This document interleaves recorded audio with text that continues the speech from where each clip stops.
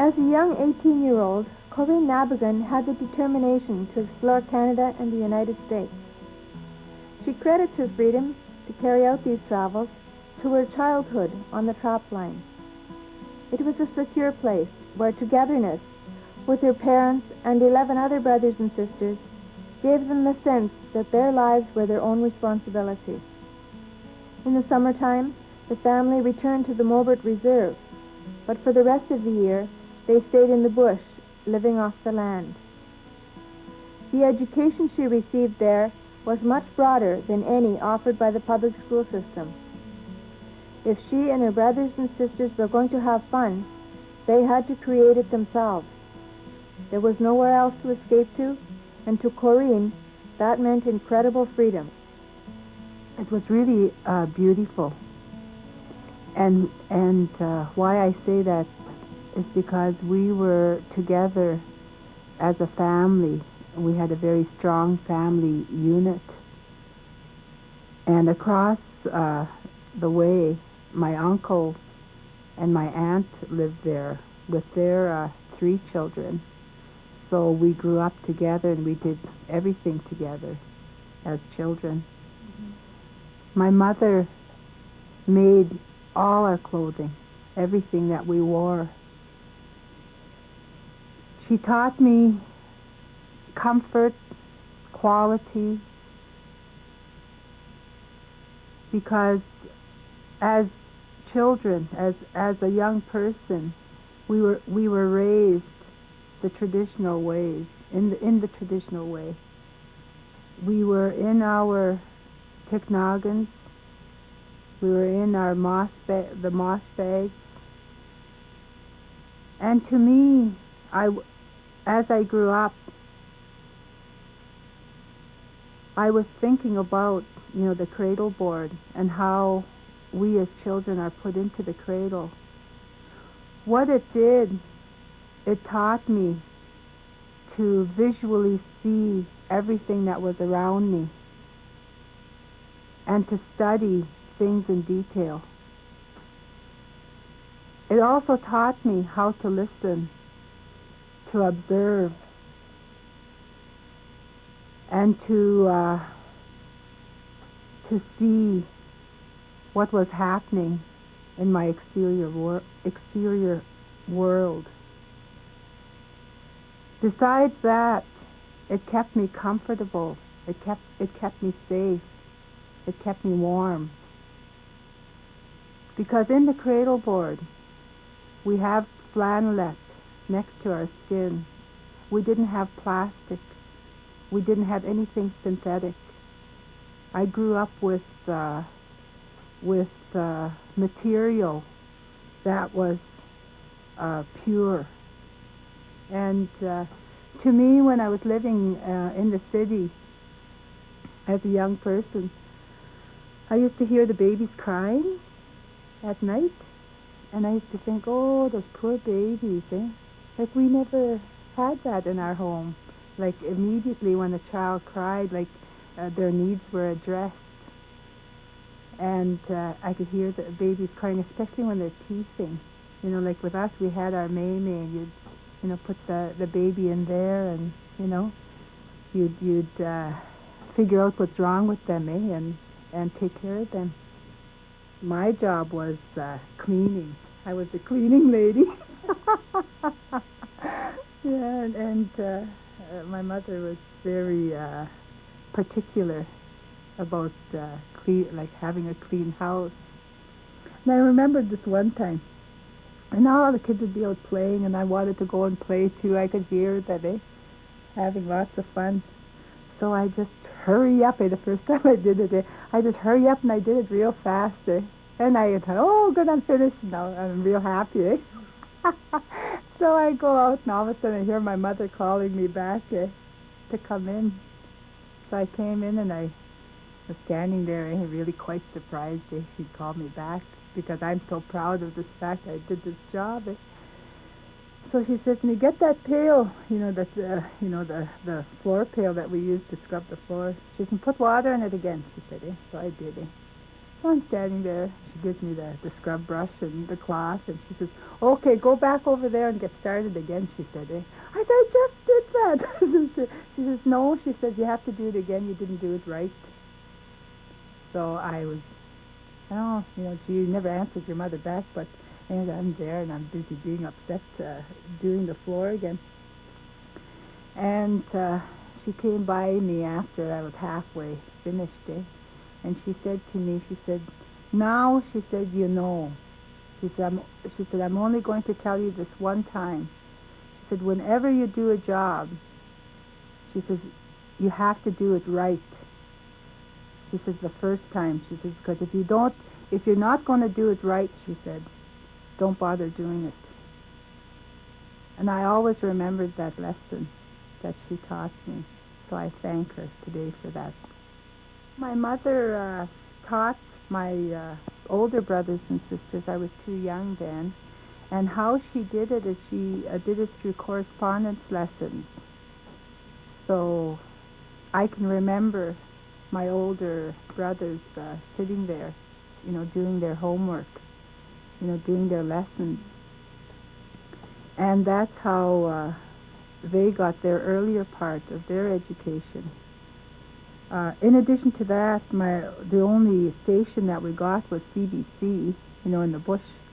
And we had a little radio then. And my mother really enjoyed music. So I was reared on classical music. And my brother, my third oldest brother, he learned to play guitar. And he learned classical guitar on the trap line. And he played very, very, very well. For some people, going to boarding school was really hard, and that was part of your experience as well, and I wondered how you saw that. Well, the way I saw that is this way. The moment that door shut behind me, my freedom was gone. And that's the way I saw the boarding school system. I had no more freedom. And what I mean, by the freedom part, was when you're at home, like living on the reserve, and being in the bush. At any time that you feel you need to energize yourself, you're free to go down and sit by the lake. You're free to go and lay in the grass and have the sun shine on you. You're free to go, for a walk. You're free to lay in the snow and make angels. I remember making angels, yeah. Like you could just lay in the snow and watch the snow come down. You can lay there for an hour if you want, and to be with the trees and, the things that are so close to you.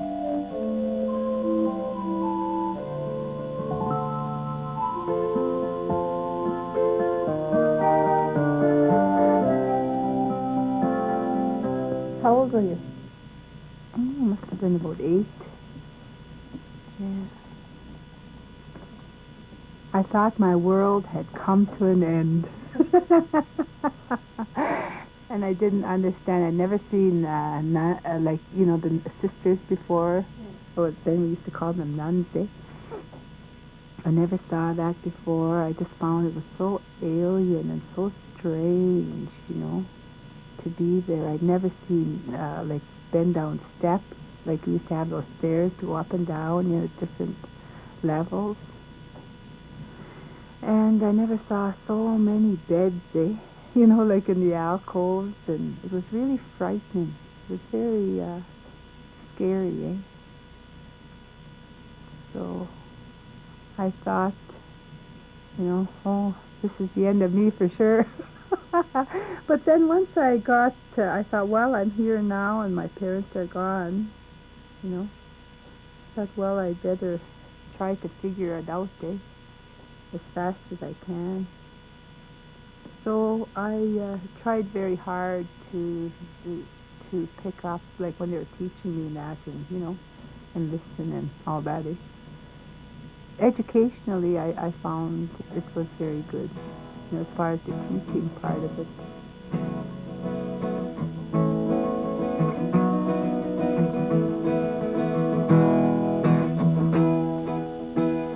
The food was different. No wild meat? No. And I didn't really care too much for it, too, because of they wouldn't let us associate with each other, and speak our language, and things like that. So there's a lot of, I thought, cruelty towards us as Native people in that school. And then we couldn't, if we had our cousins or brothers on the other side, we couldn't even go and talk to them, or it was a complete breakdown, like, as far as I'm concerned, of the family unit. And that's the way I've come to see it and understand it.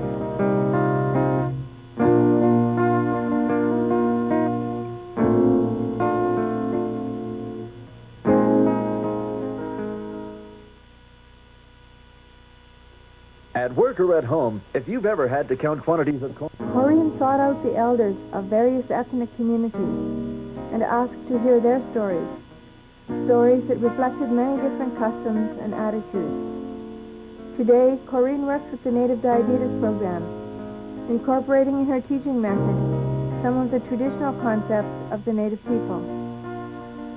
She has worked in many other areas of Native concern, including child and family services and co-op housing in Thunder Bay. She continues to stay open to the world around her because she feels strong and confident in the traditional values she learned as a child from her experience with her family in the wilderness. I was 18 then and had come out of St. Mary's business college in North Bay, where I attended for 2 years. And what we have to remember here is that in White River, we didn't have the Trans-Canada Highway back then, so it was like a railway town. And from there, from that school, I went to St. Mary's. Then I was 17, going on 18, and there was some kind of testing or something being done at Parliament in Toronto, at Queen's Park. So I guess they decided to check out these business colleges to see where people were academically. So lo and behold, 3 of us Native ladies got chosen to go to do this big test or exam, whatever it was. And we went, and there were, I don't know, about 100, or I forget how many applicants were doing this examination. Anyway, we scored very, very high. We were top, I would say, 5. So, of course, we got jobs, out of this deal. So, they asked us, like, where we wanted to work, so we didn't know where we were going to work. It was provincial government anyway, so... So we said, oh, okay, we'll take jobs. The 3 of us decided we would, so off we go to Toronto, And the place that I worked, they had people coming across from the other country, from Europe. So there I met people from England, from Scotland, from Wales, India, and Estonia, and a number of other countries, Holland. And what happened was, as we began to know each other. They would invite their elders, of course their elders or their parents would naturally come to visit at some point in time anyway. I stayed there for 5 years working in this, with this office. So they got to know me and began to understand, what it was that I was looking for, and I just wanted to be with elders and talk to elders because elders have so much wisdom and can give you so much direction. So they would invite their elders from their countries to come to Canada.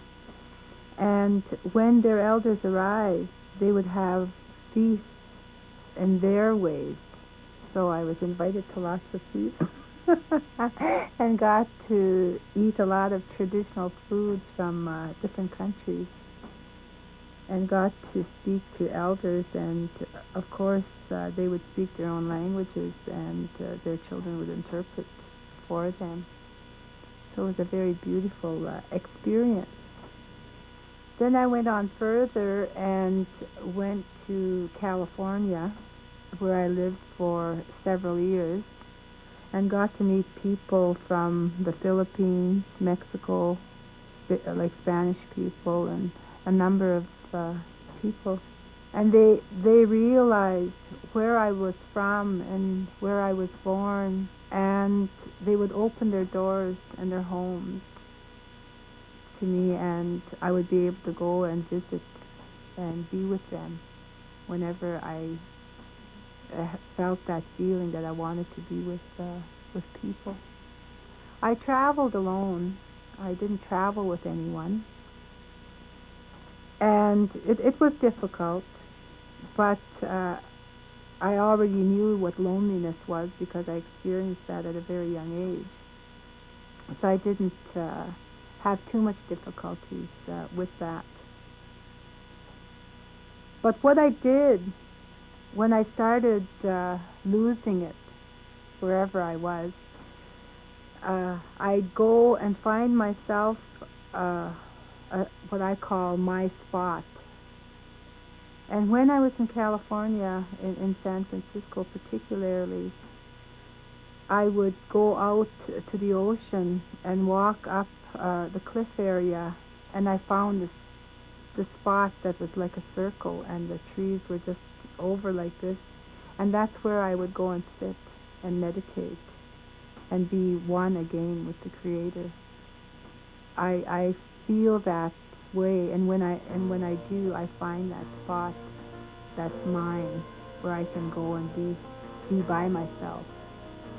And that feeling comes from when I was very young, like when I was on the trap line, and I got to know what that was.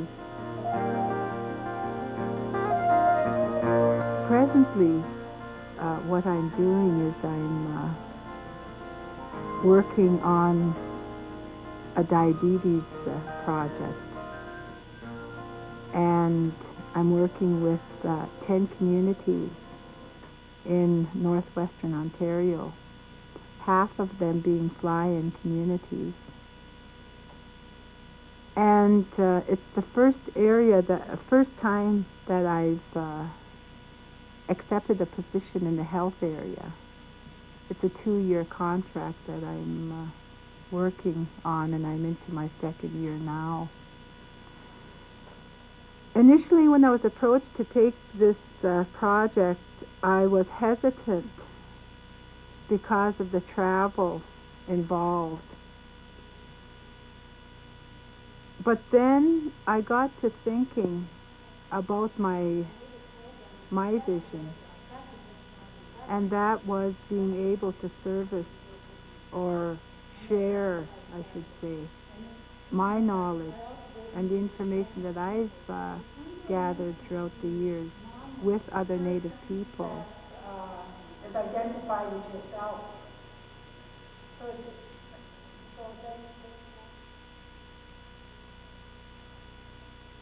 We talk of the Western direction as being the direction for teachings, the teachings that we receive from those who have gone before us. And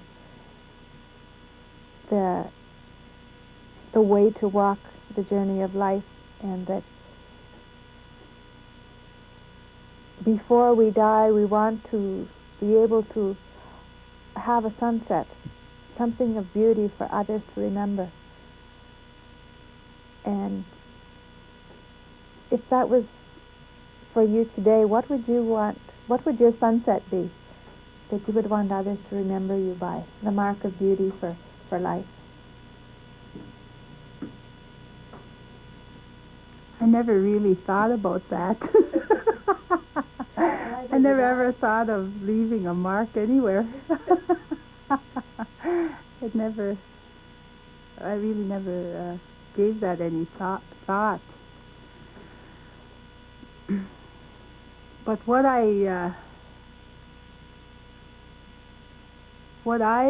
the way I look at what I do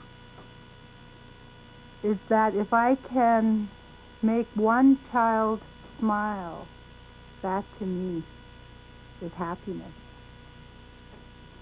If I can make one child's life a better place today, that is happiness for me.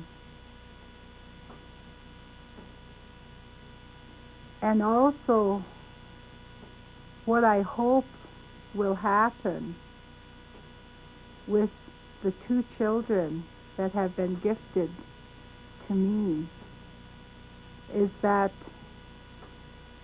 I can transfer some of my knowledge to these two children, and they in turn can continue the process in order that we as Native people can again be a strong nation. That is what my vision is.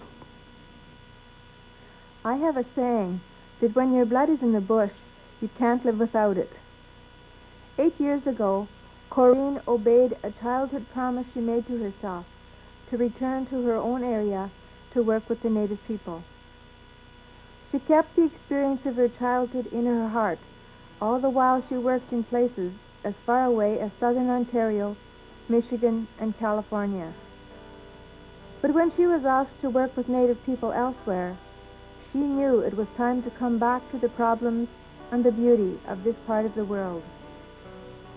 The distant voices calling her home have always been within her heart, and by returning, she honors them as well as the place. Distant voices,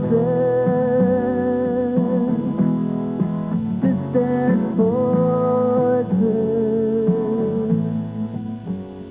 There was a girl who was a prostitute, and I had her at school oh my goodness, many years ago. And she came to me one day after she had decided to behave herself, and she was getting married. She'd met a nice young man, and she asked me, "Mr. Jewell, if I get married, would you come to my wedding?" And I told her, "Oh, yes, I will come." And she went away from me, and by an invitation came. So I remember on a hot, hot Saturday, I got all dressed up, and I went to Rosie's wedding. And as I walked in, the people commented, "My God, there's the mayor. Rosie must know the mayor." And I thought to myself, I will use this job to help catapult Rosie into respectability. And that's about the thing. And I remember sitting there during the service, and after the ceremony was over and she went to kiss her husband, she turned and shot this look of triumph over all the people in the congregation. And I thought, well, I've contributed a little bit to Rosie's return to the paths of righteousness, this sort of thing. And that sat well with me, and I went quietly home.